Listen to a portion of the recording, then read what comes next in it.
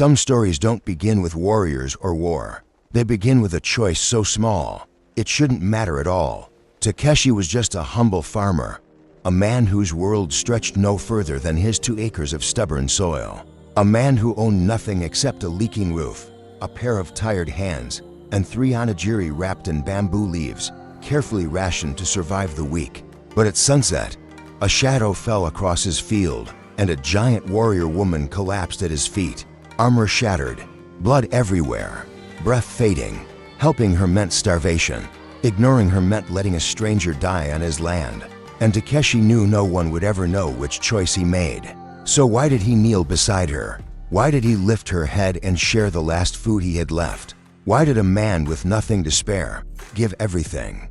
By dawn, he would understand the cost. Because the woman he fed was being hunted. Because her enemies had already tracked her scent into the valley. Because 50 samurai were riding straight toward his home, swords drawn. Orders absolute, eliminate anyone who helped her. And this moment of kindness, would ignite a chain of events that no farmer, no warrior, no lord could ever control. Before we continue, if you're enjoying this story, your like and subscription help this channel more than you can imagine. Thank you for supporting our work. And tell me, which city are you watching from? I'd love to know. Now, back to the story.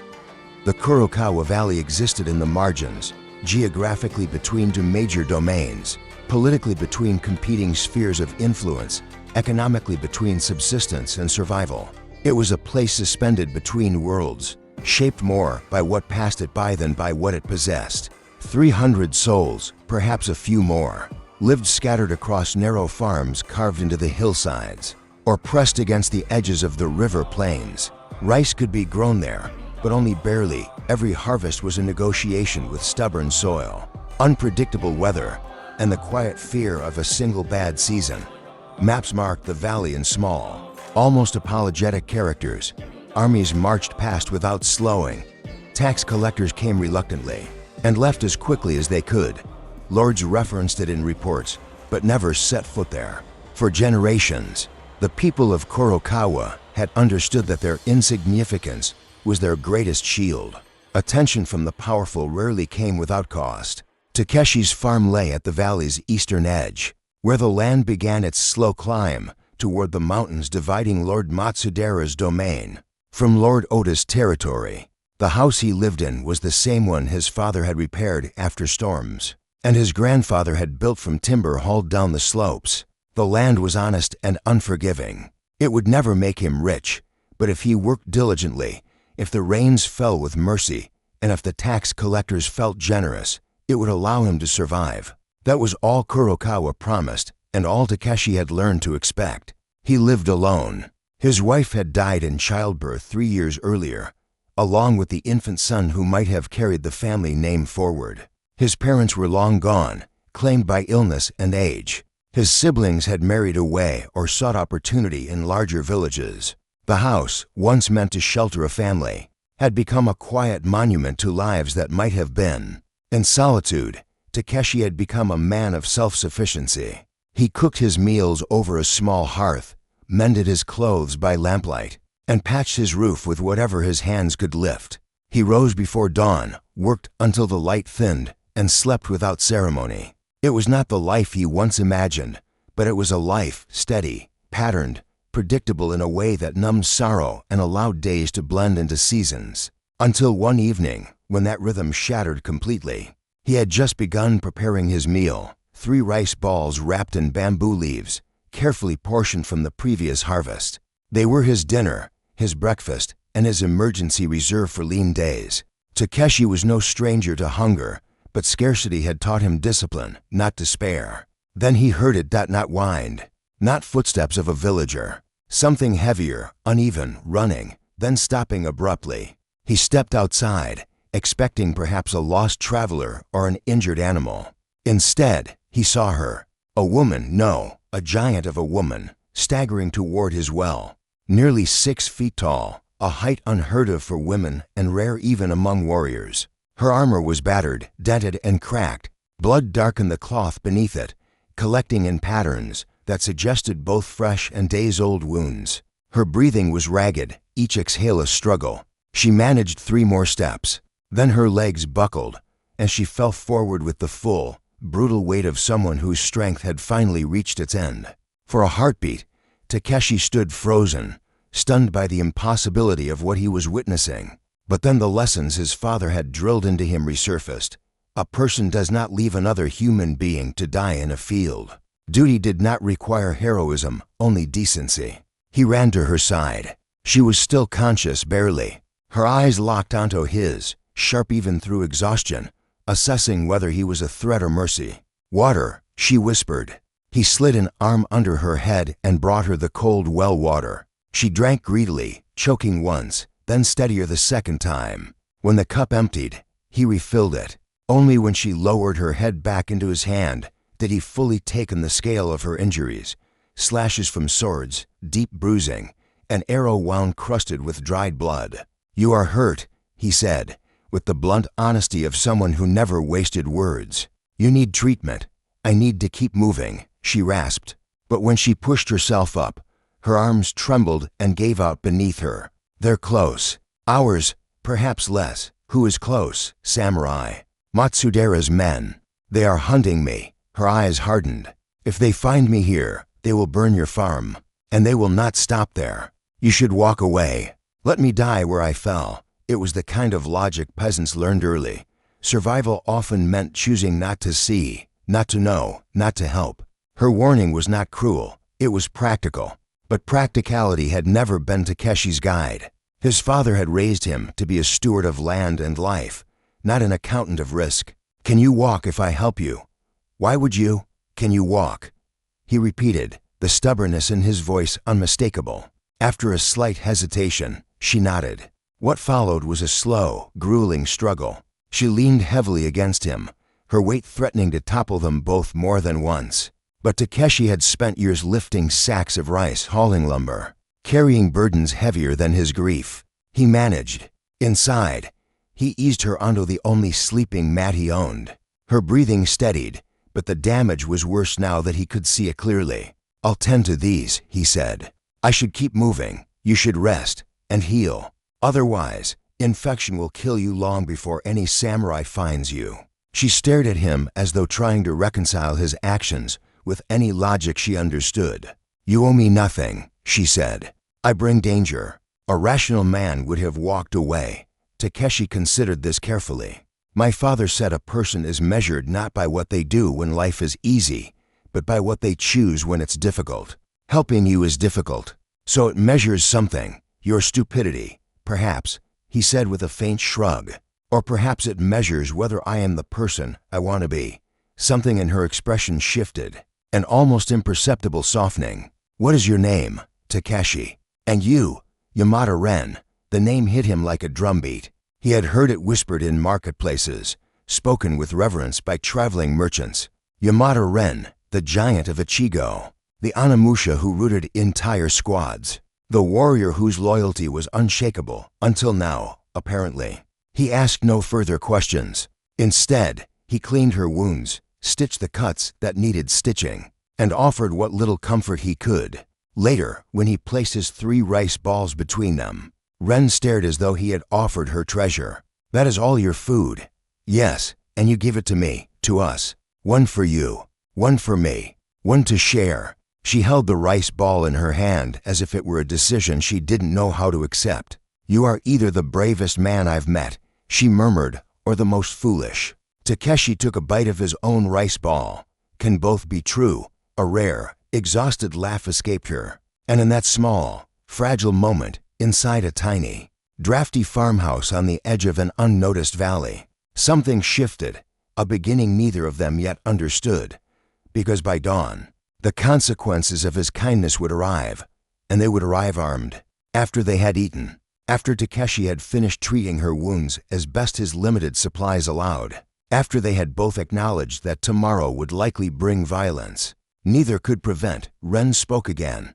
"Tell me about your life, about this valley, about why you live alone on a farm that barely sustains you.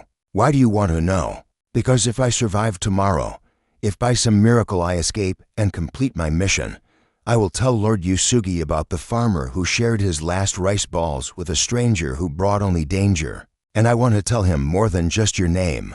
I want to tell him who you were, what you valued. Why did you choose to help when any rational person would have chosen otherwise? Takeshi considered this. His life was not interesting. 32 years of farming and loss, and the quiet accumulation of small joys that sustained him through larger sorrows.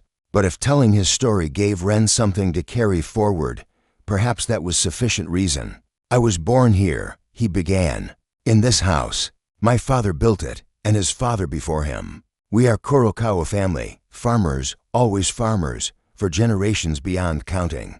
My father taught me that land is not just a resource, but responsibility. That we do not own soil, but are its stewards for a brief time, before passing it to the next generation. I married young, 17, to a woman from a neighboring farm. We were happy, simple happiness, nothing dramatic.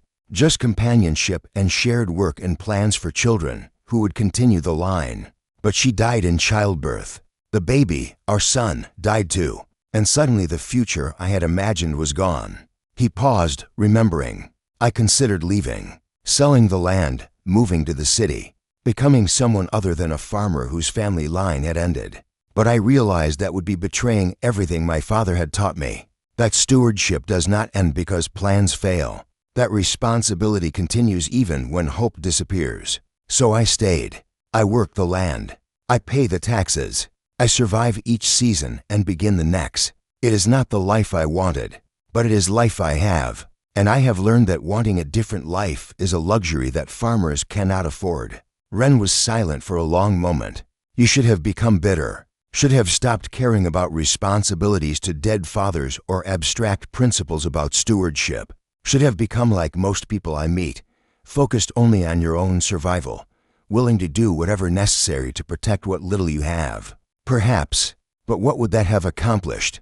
Would have made my days easier, but my life smaller. Takeshi stretched, feeling the day's exertion in muscles that were accustomed to farm work, but not to carrying wounded warriors. My father used to say that we are not measured by what life gives us, but by what we do with what we are given. Life gave me loss and solitude and a farm that barely sustains me. What I do with that defines whether I am a person worth being. And is giving away your last food to a dangerous stranger part of being a person worth being?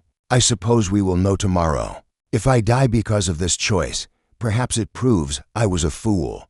But if I survive, or if you survive and complete your mission and something good comes from this moment, then perhaps it proves something else. Proves what? Proves that my father was right, that we are measured by what we do when it is difficult, and that sometimes the difficult choice is also the right choice, even when we cannot see how choosing rightly will matter. Ren shifted on the sleeping mat, wincing as her wounds reminded her of their presence. I have fought in 12 major battles. I have killed perhaps 50 men in single combat. I have served lords and protected the weak and done everything that a warrior is supposed to do. But I do not think I have ever been as brave as you were tonight. When you shared your last food with someone who brought death to your doorstep, that was not bravery. That was just, he struggled for the word, just decency. Basic human obligation to help those who need help. Most people do not see it that way. Most people see obligation only to themselves, maybe to their family, but not to strangers who bring danger. You are unusual, Takeshi. And the world is worse than it should be because people like you are exceptions rather than standard. Then perhaps, Takeshi said quietly, the world would improve if exceptions became more common. If more people chose decency over safety. If kindness was expected rather than unusual. Perhaps, but that requires people willing to be first. Willing to choose rightly even when choosing rightly brings consequences. People like you. Takeshi had no response to that. So he simply prepared a blanket for himself and indicated that Ren should use the sleeping mat. She needed rest more than he did, and his floor was no harder than many surfaces he had slept on during harvest season when sleeping. In the fields was more efficient than returning home. As he lay in the darkness, listening to Ren's breathing gradually slow into sleep, he thought about what tomorrow would bring. Violence, certainly. Destruction, probably. Death, possibly. But also something else. The knowledge that he had chosen to be a person his father would have been proud of. That when faced with a decision between safety and decency, he had chosen decency. That whatever else happened, he had not betrayed the principles that made his life meaningful. It was a small comfort, but it was the only comfort he had. And as sleep finally claimed him, his last conscious thought was that perhaps small comforts, repeated consistently, eventually accumulated into something larger, into a life that mattered not because of its accomplishments, but because of its choices, into proof that the person with nothing to give had given everything that mattered. Dawn came with screams. Takeshi woke to the sound of the village warning bell, ancient bronze, that had not rung in his lifetime except for fire drills and false alarms. Now it clanged with desperate urgency that meant only one thing: armed men were approaching in force. Ren was already awake, on her feet despite her wounds, moving toward the window with the focused precision of someone whose body responded to threat before conscious thought could intervene. "How many?" Takeshi asked, pulling on his work clothes with hands that were steadier than he expected. "I count at least 50 from this angle, probably more surrounding the valley's other approaches." Her voice was calm, analytical. "They are not here to negotiate. Look at their formation, encirclement pattern designed to prevent escape, not facilitate communication." Takeshi moved to the window beside her and felt his stomach drop. The force descending on Kurokawa Valley was enormous, samurai in Lord Matsudera's colors, their armor catching the early morning light, their movements coordinated with military precision that spoke to extensive training and clear orders. "They are going house to house," Ren observed, starting at the valley's southern edge and moving north. "Systematic, thorough.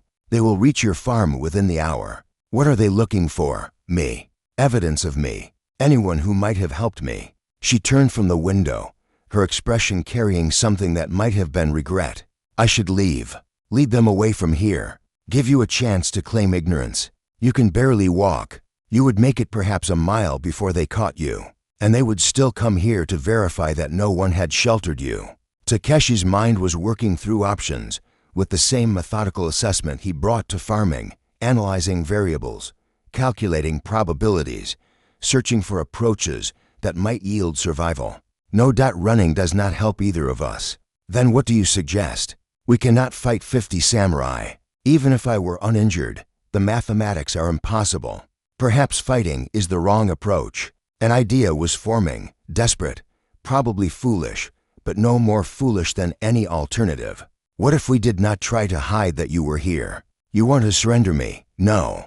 I want to be honest about what happened while making that honesty work in our favor." Takeshi moved toward his small storage area, pulling out his best clothing, still farmer's wear, but clean and minimally patched. "You collapsed near my field. I helped you, gave you water and food and shelter, because leaving someone to die in an open field is not something decent people do. That is the truth. We tell them that truth. And why would truth save us? They are here to eliminate anyone who might have received information from me. Truth does not change their orders, but it might change their willingness to follow orders that require killing obviously innocent people." Takeshi was dressing now, his movements quick but deliberate. "Samurai have code. Bushido. They are supposed to protect the weak, show mercy to non-combatants. What you describe, systematic elimination of farmers who committed no crime except showing hospitality, that violates their code. You have a touching faith in honor, but honor is luxury. When orders come from the Lord, most samurai follow them regardless of code. Most, but not all." Takeshi met her eyes. "And we only need to find one. One samurai among those 50 who believes that honor matters more than orders. One who will question whether slaughtering farmers serves any legitimate purpose." They did not have to wait long. The samurai reached Takeshi's farm within 30 minutes, just as Ren had predicted. But what Takeshi had not anticipated was that they did not simply surround his house and demand surrender. Instead, they burned the neighboring farm first. He watched from his window as flames consumed the Tanaka family's home, saw old Tanaka being dragged out, his wife screaming, their teenage son trying to fight and being cut down with casual efficiency that suggested the samurai were not even considering these people as threats, merely as obstacles to be cleared. They are making examples, Ren said quietly, her voice carrying controlled fury. Showing what happens to those who might have helped me. Your plan about appealing to honor, I think you misunderstand what kind of men these are. But Takeshi was still watching, and he saw something that gave him a fragment of hope. One of the samurai, younger than the others, his armor suggesting he was recently promoted, had stepped back from the violence, had not participated in the killing. His hand rested on his sword hilt, but he had not drawn, and his expression carried something that looked like revulsion. There, Takeshi pointed. That one. He is not like the others. One samurai who dislikes his orders is not enough to save us. Perhaps not, but it is more than nothing. Takeshi moved toward his door. Wait here. If this fails, you run. You are a warrior, you know paths through mountains that they cannot follow. You complete your mission. You make today's deaths mean something. And you? I am a farmer. I do what farmers do. I plant seeds and hope something grows from them, even if I do not live to see the harvest. Before Ren could argue, Takeshi opened his door and walked out into his yard, hands visibly empty, posture deliberately non-threatening. The samurai forces immediately noticed him. Swords were drawn. Warriors moved to surround him, but he stood perfectly still, waiting. The commander, a man whose armor marked him as a high-ranking officer, approached with an expression that combined professional assessment with barely concealed contempt. You are Takeshi? This is your farm, yes. We are searching for a fugitive. Tall woman, warrior, wounded. She was tracked to this area. Have you seen her? Here was the moment. Lie, and they would search his house anyway. Tell the truth, and they would kill him immediately. Or perhaps there was a third option. Yes, I have seen her. I helped her. She collapsed near my field last night, and I gave her water and food and treated her wounds. The silence was absolute. The commander's expression cycled through surprise, calculation, and cold certainty. You admit to harboring an enemy of Lord Matsudaira? I admit to helping an injured person who stumbled onto my land. I did not interrogate her about politics or loyalties. I simply did what a decent person does when someone needs help. Decent person. The commander's voice was flat. You are a fool. You harbor a spy, give her aid. And now you expect mercy because you claim ignorance of her purposes? I do not claim ignorance. I claim irrelevance. Whatever her purpose is, whatever information she carries, whatever conflict exists between powerful lords, none of that changes the basic fact that she was hurt and I helped her. That is not a crime. That is an obligation. It is treason against Lord Matsudaira. How can it be treason? I owe no loyalty to Lord Matsudaira. I am a farmer in a valley that exists between territories. I pay taxes to whoever collects them. I bow to whatever samurai pass through, but I am not sworn to any lord. I have no obligations except to my land and to basic human decency. The commander's hand moved to his sword. Your philosophizing is irrelevant. You helped an enemy agent. Therefore you are enemy. The penalty is death. Where is the woman now? Inside my house. Too wounded to travel. She will not resist. She knows resistance is pointless. Takeshi kept his voice steady despite the terror clawing at his throat. But before you execute us both, I ask one thing. Let my neighbors live. They had nothing to do with this. They did not know the woman was here. Punish me if you must, but leave innocent people alone. Innocent. The commander gestured toward the burning Tanaka farm. We have already determined that the entire valley may have been contaminated by enemy agents' presence. Eliminating all witnesses is necessary to ensure security. Takeshi felt something hardening inside him, not courage exactly, but the stubborn refusal to accept that might made right. You mean eliminating anyone who might? Speak about what you are doing here, about how Lord Matsudaira's forces slaughter farmers who committed no crime, except existing in the wrong place at the wrong time. Watch your words, farmer. Why? You are going to kill me anyway. At least let me die saying what should be said, that what you are doing here is not justice or security, but mass murder to cover up the fact that you failed to capture one wounded woman, that you are killing innocents because admitting failure to your lord is more terrifying than committing atrocities. The sword was rising. Takeshi saw his death approaching and found himself strangely calm. He had spoken the truth, had done what his father taught him, helped those who needed help, stood for principles that mattered. If that earned death, then at least it was death with meaning. But before the blade could fall, a voice cut through the moment. Commander Sato, stop. It was the young samurai Takeshi had noticed earlier, the one who had not participated in the Tanaka family's slaughter. He was stepping forward now, his hand on his sword, but not drawing, his stance suggesting he was preparing to intervene. Kobayashi, Commander Sato's voice was dangerous. This is not your concern. Return to your position. I cannot do that, Commander. This farmer speaks the truth. We are executing innocents. That violates Bushido. Bushido does not apply to spies and those who harbor them, but it applies to us, to how we conduct ourselves even in war. Kobayashi's voice was steady despite obvious fear. We are not bandits or ronin. We are samurai in service to Lord Matsudaira. Our actions reflect on our Lord's honor. And slaughtering farmers who showed hospitality to wounded stranger, that reflects poorly. Your objection is noted. Now stand down. No, Commander. I cannot watch this happen and remain silent. If you execute this farmer, you execute your own honor, and I will not be complicit in that. The tension crystallized into something explosive. Half the assembled samurai looked uncertain, torn between orders and Kobayashi's appeal to principles they had been raised to value. The other half looked ready to cut down anyone who interfered with their mission. And in that moment of perfect balance, Ren emerged from Takeshi's house. She moved slowly, her wounds clearly causing pain, but her presence was overwhelming. Nearly 6 feet of controlled violence, armor battered, but still impressive. Naginata held with the casual competence of someone who had wielded such weapons for decades. I am Yamada Ren, she announced, her voice carrying across the farmyard. I am the one you seek. This farmer, Takeshi, he helped me only because I collapsed near his field. He knew nothing of who I was or what I carried. His only crime was being a decent human when I needed help.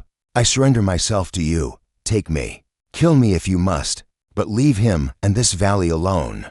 Your orders were to eliminate me and suppress information I carry. I am here. Your mission is accomplished. There is no strategic or tactical reason to continue slaughtering innocent people. Commander Sato's expression shifted from anger at the interruption to calculation as he assessed this new development. You surrender. I offer trade. My life for theirs. You return to Lord Matsudaira with my head and the message I carried. You claim victory. Everyone's honor remains intact. No one needs to explain why 50 samurai spent mornings slaughtering farmers who had nothing to do with your conflict. And if I refuse your trade, if I execute you and the farmer and everyone else in this valley, then you create witnesses in every neighboring valley who will speak of what happened here. You create a story that spreads about Lord Matsudaira's samurai massacring innocents. You create exactly the kind of attention and outrage that I suspect your lord wanted to avoid. Ren moved forward another step, her movement controlled despite obvious pain. You are not stupid, Commander. You understand that killing me serves Lord Matsudaira's interests, but killing everyone in this valley creates a problem larger than the one you were sent to solve. So be smart. Take what you came for and leave the rest. The logic was sound. Takeshi could see Commander Sato processing it, weighing strategic considerations against the simple bloodlust. That came from frustrated hunting instincts, but before the commander could respond, new complication arrived. A second force appeared at the valley's northern edge, smaller than Matsudaira's contingent, but moving with purposeful urgency. Their armor bore different moan, and their leader was riding forward with the confidence of someone who expected to be recognized. That is Lord Yusuji's crest, Ren said quietly. They found me. Finally. The new force's commander approached with caution that suggested he recognized he was outnumbered, but was not willing to retreat. He was older than Commander Sato, his armor showing the wear that came from actual combat rather than merely parade duty. I am Captain Takeda, in service to Lord Yusugi, he announced. We are here to retrieve our courier and ensure she delivers her message safely. I suggest Lord Matsudaira's forces withdraw peacefully. You suggest? Commander Sato's voice was mocking. You are outnumbered 3 to 1. What leverage do you imagine gives you the position to make suggestions? The leverage of knowing that Lord Matsudaira's forces are currently engaged in slaughtering innocent farmers in neutral territory. That is an act of war, Commander Sato. It gives Lord Yusugi justification to respond militarily. Is that what your lord wants? Full-scale conflict over one courier? The situation had transformed completely. What had been the execution of helpless farmers had become a potential flashpoint for war between major powers. Every samurai present understood that the next few moments would determine whether this valley became just another forgotten massacre or the catalyst for conflict that could reshape the entire region. Takeshi found himself standing at the center of forces that could crush him without effort. Yet somehow his survival mattered because of larger political calculations that he barely understood. Perhaps, Takeshi heard himself say, his voice smaller than the warriors around him, but somehow carrying in the tense silence. Perhaps there is a solution that serves everyone's interests. Every eye turned toward him. He was nobody, farmer with no authority, no military skill, no political power. But he had spoken, and somehow the absurdity of that made people listen. Speak, Captain Takeda said, more curious than encouraging. Commander Sato seeks to prevent information from reaching Lord Yusugi's allies. Captain Takeda seeks to ensure that information is delivered. Both of you seek to avoid war that would cost thousands of lives. And he gestured around the valley. I seek to prevent my neighbors from being slaughtered for showing hospitality to stranger. All of these goals cannot be achieved simultaneously, Commander Sato objected. Perhaps not all, but more than you think. Takeshi took a breath, committing to a plan that was forming even as he spoke it. The message Ren carries, whatever information Lord Matsudaira seeks to suppress. Its value lies in delivering it to Lord Yusugi's allies. But what if that delivery could happen without Lord Matsudaira losing face? What if the message reaches its destination, but Lord Matsudaira can claim he permitted it rather than failed to prevent it? You suggest we simply let her go? Commander Sato's voice was incredulous. I suggest you demand concessions in exchange for safe passage. Information about Lord Yusugi's military capabilities. Details about supply lines. Strategic intelligence that makes allowing one message through seem like acceptable trade. For larger advantages. Takeshi was making this up as he went, but the logic had its own momentum. Both of you return to your lords with something valuable. Both of you avoid the massacre that neither of you actually wants to commit. And this valley, this insignificant valley that exists between powers, remains neutral ground rather than becoming a battlefield. And what do you get from this arrangement? Captain Takeda asked. I get to continue farming. My neighbors get to continue living. We remain insignificant and forgotten, which is all we have ever wanted. The proposal hung in the air. It was not a perfect solution. Both commanders would have to compromise. Both would have to report outcomes that were less than total victory. But it was a solution that avoided the worst outcomes while preserving everyone's essential interests. Commander Sato looked at Captain Takeda.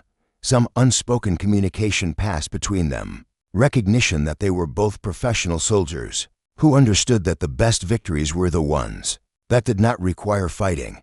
I will need to consult with my officers, Commander Sato said. Finally, as will I, Captain Takeda agreed. Both commanders withdrew to confer with their subordinates, leaving Takeshi standing in his farmyard surrounded by warriors who could kill him with casual ease, but who were, at least for this moment, considering alternative to slaughter. Ren moved to stand beside him. You are either a brilliant strategist or lucky fool. I cannot determine which. Can both be true? In your case, I think they must be. She was studying him with an expression that suggested profound respect mixed with disbelief. You just proposed a diplomatic solution to the military crisis. You, farmer with no training, no authority, no reason to be taken seriously, somehow made to professional commanders consider compromise instead of violence. I simply suggested what seemed obvious, that killing is expensive even when you win. That survival is preferable to victory when victory requires sacrificing. What makes survival worth having?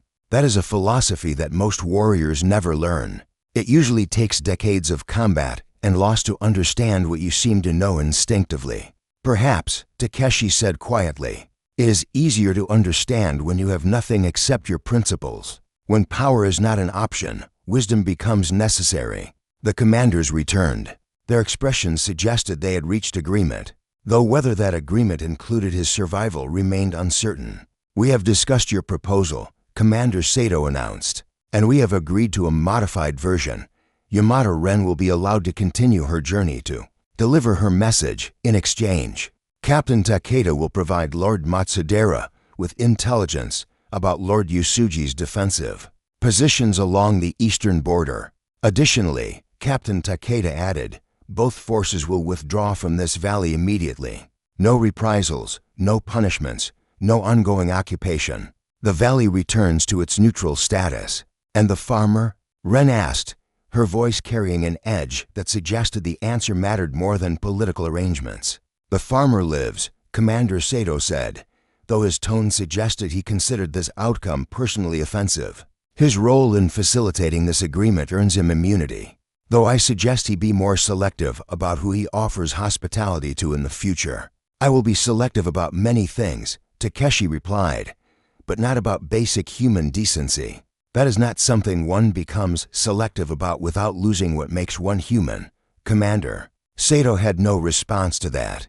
He simply turned and ordered his forces to withdraw, his body language suggesting barely controlled frustration at being outmaneuvered by farmer. With no formal education or political training, Captain Takeda approached Takeshi directly. You have done great service today, not just to my lord, but to the principle that conflicts can be resolved without unnecessary bloodshed. Lord Yusugi will hear of this. Will hear about the farmer who brokered peace when professional warriors saw only violence. I seek no recognition. I simply want to return to my farming. Nevertheless, you have earned recognition. And perhaps, Captain Takeda glanced at Ren, perhaps something more. Our courier seems to have developed a respect for you that I have rarely seen her show toward anyone. Ren's expression suggested she would have objected to this assessment if it had not been essentially accurate. Instead, she simply bowed to Takeshi with respect that warriors rarely showed to farmers. You saved my life twice, she said quietly, once with your rice balls and once with your words. I do not forget such debts. If you ever need anything at all, you send word to Lord Yusuji's court, and I will ensure that debt is repaid. I need nothing except to be left alone to work my land in peace. Then that is what you shall have. But the offer stands, now and always. The forces withdrew as promised. Within an hour, the valley was empty of samurai except for the bodies of the Tanaka family, whose deaths had come too early to be prevented by diplomatic solutions. Takeshi stood in his farmyard, watching the last of the warriors disappear into the distance, and felt the delayed shock finally hitting him. He had survived. His valley had survived. Somehow, impossibly. His simple choice to share 3 rice balls had escalated into political negotiation that had saved hundreds of lives, but the cost was visible in the smoke still rising from the Tanaka farm. The reminder that his success had come too late for some, that decency, however genuine, could not undo violence already committed. He had planted seeds and something had grown, but the harvest, as always, was more complicated than the planting. The valley was quiet after the samurai left, not the peaceful quiet that Takeshi had known his entire life, but the hollow silence that follows violence, the kind of quiet that exists because the voices that should be filling it have been permanently silenced. Takeshi buried the Tanaka family himself. Old Tanaka, his wife Yuki, and their son Ichiro, just 17, barely old enough to be considered a man. 3 people who had been his neighbors, who had shared tools and labor and the small kindnesses that sustained rural communities. 3 people who had died because he had chosen to help a stranger. The logic was not exactly right. They had died because Commander Sato had ordered their execution to make an example, not because Takeshi had given Ren water and rice balls. But logic and guilt rarely aligned perfectly. The fact remained that if Ren had not collapsed near his field, if he had not sheltered her, the samurai would never have come to this valley. The Tanaka family would still be alive. He worked through the day, digging graves in soil that he knew intimately. preparing the bodies with rituals that his father had taught him. The other villagers came to help, silently, their faces carrying the complex mixture of gratitude for their own survival and grief for those who had not been so fortunate. Village headman Sato, no relation to the commander who shared his name, approached as the sun was setting and the last grave was being filled. "The valley owes you debt," he said quietly. "You saved us. Your words, your quick thinking, without that, we would all be dead. The Tanakas are dead, yes, and that is a tragedy. But 20 families still live because of what you did. You negotiated when negotiations seemed impossible. You found a middle path between commanders who saw only violence. That is not nothing, Takeshi. It feels like nothing when I look at 3 graves that did not need to exist. Perhaps, but feeling guilty does not honor the dead. Using what their deaths taught us, using it to ensure such things do not happen again, that honors them." Sato placed his hand on Takeshi's shoulder. "You discovered something today that most people never learn, that words can be weapons. That farmer with no authority can sometimes accomplish what warriors with all their power cannot. That is knowledge worth preserving, worth teaching." Takeshi wanted to reject the words, wanted to insist that he had accomplished nothing meaningful. But the headman's logic was sound even if accepting it felt like betraying the dead. The Tanakas could not be brought back. The only question was whether their deaths would be meaningless or whether something could be built from the rubble of what had happened. "What would you have me do?" he asked finally. "Continue farming, continue living. And when travelers come through our valley, when people pass through this place that exists between powers, you remember what happened today. You remember that showing hospitality can bring danger, but that refusing hospitality makes us less than human. You hold those 2 truths together, and you make choices that honor both." The headman departed, leaving Takeshi alone with the fresh graves and the weight of choices that would never feel entirely right regardless of their outcomes. 3 weeks passed. Takeshi returned to his routines, tending his fields, repairing damage from the brief occupation, trying to find rhythms that had sustained him before the world became complicated. But everything felt different now. The solitude that had once been comfortable now felt heavy. The simple arithmetic of farming, plant, tend, harvest, no longer seemed sufficient to occupy thoughts that kept returning to 3 graves, and the knowledge that his kindness had consequences he could not control. He was working his field when the rider appeared. Not samurai this time, a messenger wearing the colors of Lord Yusugi's household, approaching with the formal bearing that suggested official business. "Takeshi-san." The messenger dismounted, bowing with respect that messengers rarely showed to farmers. "I bring word from Lord Yusugi himself, and from Yamada Ren, who has successfully delivered her message and wishes you to know that your assistance was crucial to preventing war between major powers. I want no recognition for what happened. Lord Yusugi understands that, but he wishes you to understand something in return. The message that Ren carried has been delivered. The information about Lord Matsudera's territorial ambitions has reached the allies who needed it. A coalition is forming to check his expansion peacefully, through diplomatic pressure rather than military conflict." The messenger produced a scroll. "Lord Yusugi estimates that your negotiation in this valley, your quick thinking that prevented massacre and allowed the message to be delivered, may have prevented war that would have killed thousands. He wishes to offer his gratitude and to make an offer. I need nothing. Nevertheless, Lord Yusugi offers this.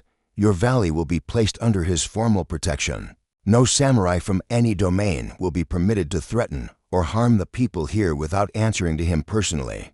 You will remain neutral territory as you always have been, but with guarantee that neutrality will be respected." The messenger paused.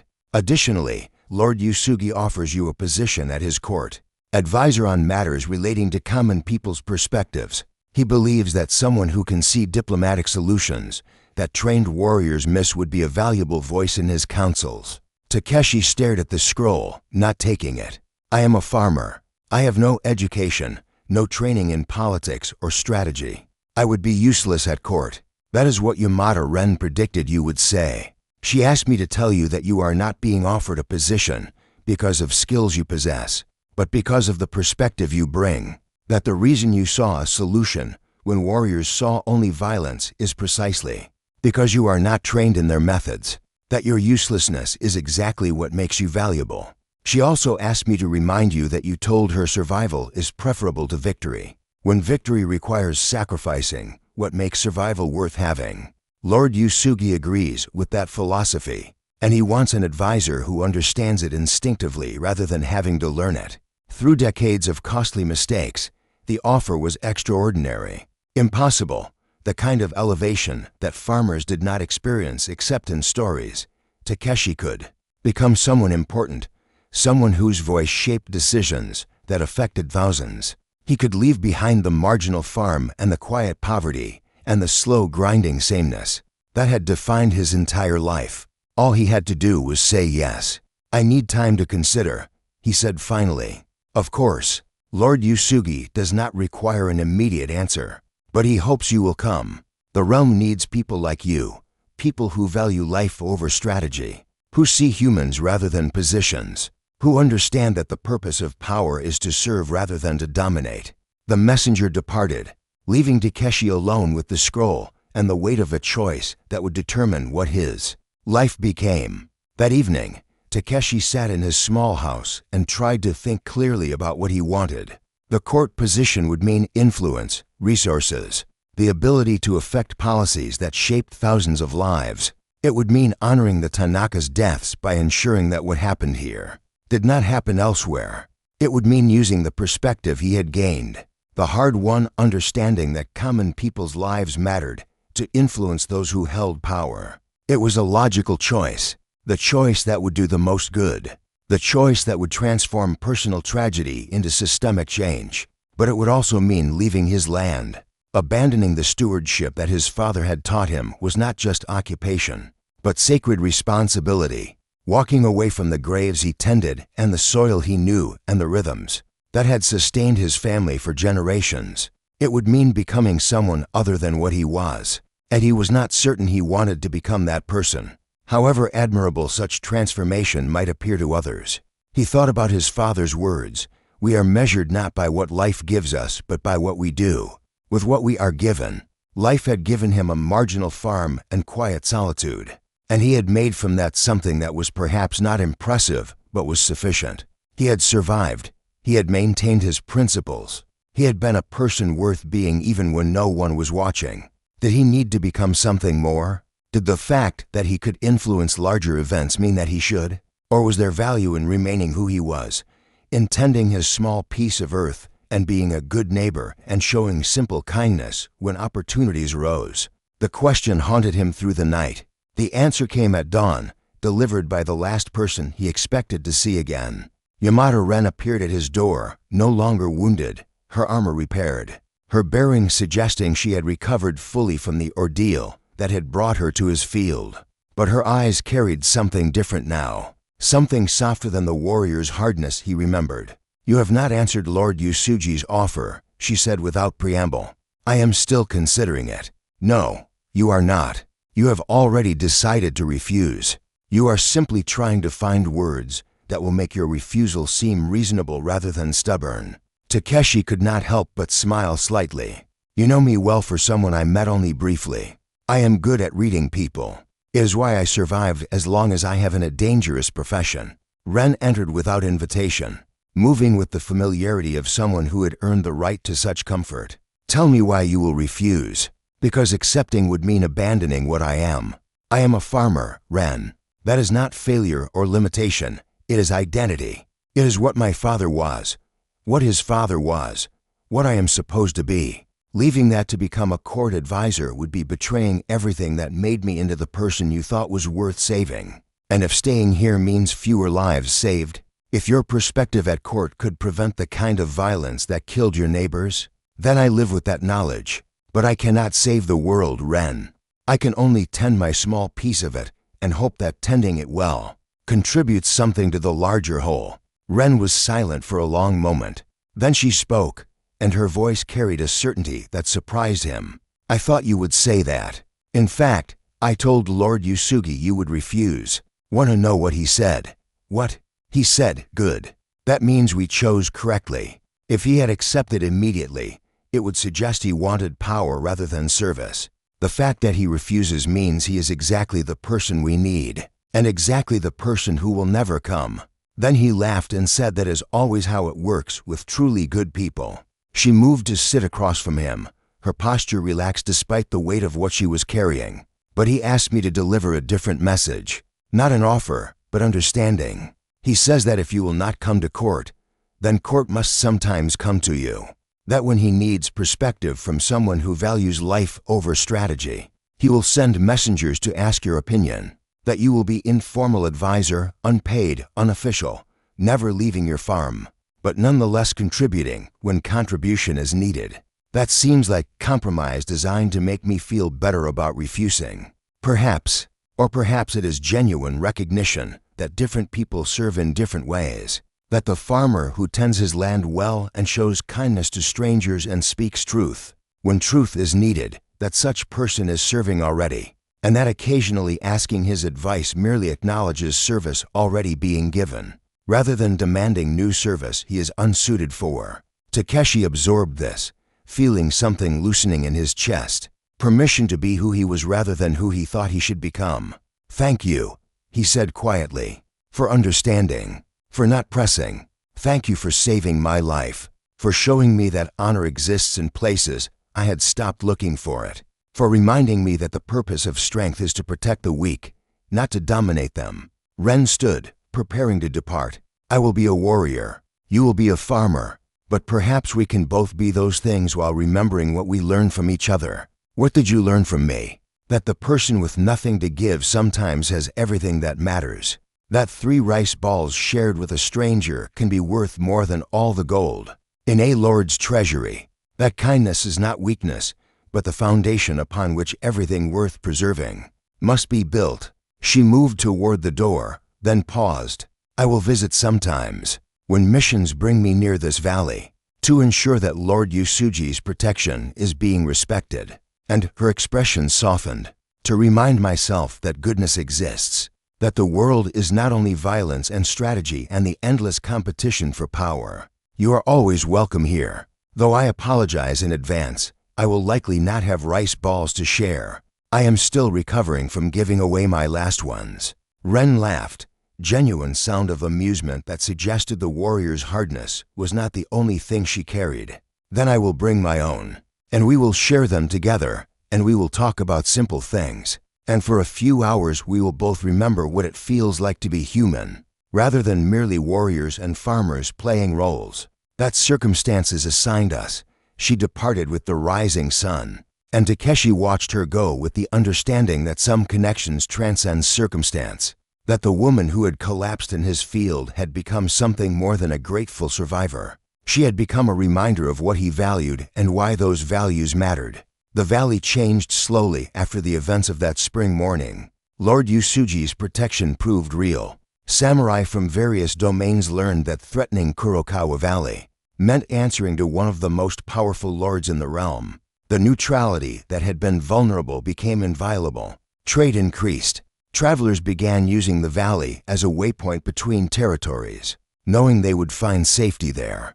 The farmers prospered modestly, never wealthy, but more secure than they had been in generations. And Takeshi continued farming. He rebuilt his stores slowly, recovering from the sacrifice of his last rice balls. He maintained his father's land with the same steady competence that had defined his entire life. He remained alone, though several widows in neighboring farms had made clear they would welcome his attention if he chose to offer it. But he was not entirely alone. Ren visited 3 times each year, her missions somehow always routing through Kurokawa Valley despite its marginal location. She would arrive at dawn, share a meal, talk about simple things, harvests and weather, and the small dramas of village life. They never discussed politics or strategy or the larger conflicts that shaped the realm. Those few hours, she was not a legendary warrior. He was not the farmer who had brokered peace. They were simply the people who had survived something together and had emerged with understanding that certain connections transcend social divisions. Messengers came occasionally from Lord Yusugi, bearing questions about matters where common people's perspectives would be valuable. Takeshi answered as best he could, honestly, directly. without pretense of expertise he did not possess. He never learned whether his advice influenced actual policy, but the fact that it was sought seemed meaningful in itself. The Tanaka farm remained empty. No one wanted to work land where a family had been slaughtered, as though the violence had poisoned the soil itself. Takeshi tended it as extension of his own property, ensuring the graves were maintained and the fields did not go entirely to waste. It was an adequate recompense for 3 lives ended prematurely, but it was what he could offer. The village built a small shrine at the valley's entrance, a memorial to those who had died and to the farmer who had saved the rest. Takeshi objected to his inclusion, arguing that he had simply done what anyone should do. But the villagers insisted, and eventually he accepted that others' need to honor him was not something he could control. The shrine's inscription read, "Here, kindness prevented war. Here, a farmer's wisdom proved greater than warrior's strength. Here, 3 rice balls became the seeds from which peace grew." It was overstated, poetic, the kind of simplification that storytellers loved, but that reality rarely matched. Yet it captured something true beneath the exaggeration, the recognition that small acts, undertaken with genuine concern for others, sometimes accumulated into consequences that no one could predict. Takeshi's life returned to its rhythms: plant, tend, harvest, the slow wheel of seasons, the quiet accumulation of days that were not remarkable individually but that collectively comprised a life. He was content, not happy in any dramatic sense. Happiness seemed like emotion for people whose lives contained more variety than his did, but content, satisfied that he was a person his father would have been proud of, certain that the choices he had made were choices he could live with. Thank you for staying with me until this point. Your time truly means a lot. If you haven't yet, please like the video and subscribe. It helps this channel keep creating stories like this one. And if you know someone who would enjoy these journeys into feudal Japan, feel free to share it with them. Your support makes a real difference. 10 years after the morning, when 50 samurai took the valley, a young historian visited Kurokawa to question Takeshi about the event. The chronicles called his miracle. "They say you saved hundreds through diplomatic genius," the historian insisted. "That you saw what warriors could not." Takeshi, now graying, shook his head gently.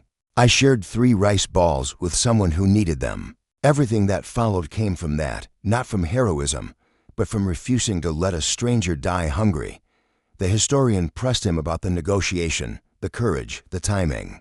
Takeshi answered softly, "I spoke because I was terrified and couldn't think of anything else. Any farmer might have done the same, if they happened to be standing where I was." He explained that his actions were only one seed among many, Ren collapsing near his field, a commander willing to listen, another arriving at the right moment, a young samurai objecting to dishonor. "You can take credit for planting," he said, "but never for the whole harvest." After the historian left, Takeshi returned to his fields. The rice was growing well, steady rains, mild weather, no disasters. It reminded him that kindness worked the same way. You planted it without knowing what it would become, trusting that something good might grow. Most seeds never sprouted, that some did. And that was enough. If your heart is still open for one more tale, follow the card on your screen. I've chosen another journey that pairs beautifully with this one. Whenever you're ready, I'll be waiting in the next story.